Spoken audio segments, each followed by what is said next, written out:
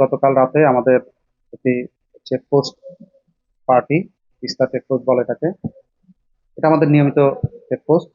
সেখান থেকে আমাদের চেকপোস্টের সাব ইন্সপেক্টর এসআই শাহাবুদ্দিন, তার টিম চেকপোস্ট পারাকালে একজন ব্যক্তিকে সন্দেহবশত তাকে সার্চ করতে গেলে তিনি দৌড়ে পালানোর চেষ্টা করেন।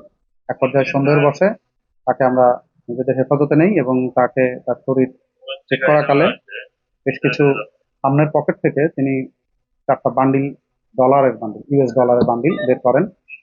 এটা দেখার পর আমাদের সন্দেহ বেড়ে যায়। আমরা তার পুরো শরীর চেক ব্যাক করি।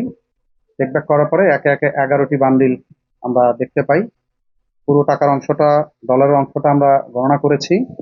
গণনা পরবর্তী সময়ে আমরা দেখেছি এখানে $100 নোট যেটা, সেটি আছে 1581টি এবং $50 নোট আছে সর্বমোট 24টি।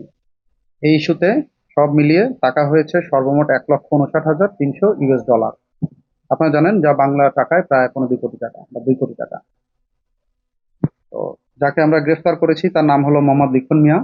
তিনি প্রাথমিক জিজ্ঞাসাবাদে জানিয়েছেন তার বাড়ি কুড়িগ্রামে, কুড়িগ্রাম সদরে।